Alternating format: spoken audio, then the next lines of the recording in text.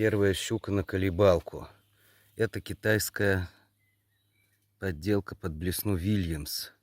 Щука довольно нормальная. Хорошего размера щучка.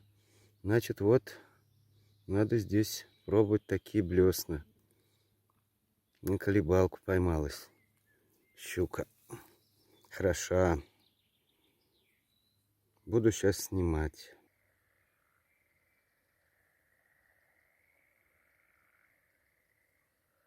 Вот кто так может двигаться? Самолет. Он то туда, то сюда. Ярко светится, ярче звезд. Звезды не видны практически на видео, а так они есть. Вот он сейчас за елку зайдет. Вот я.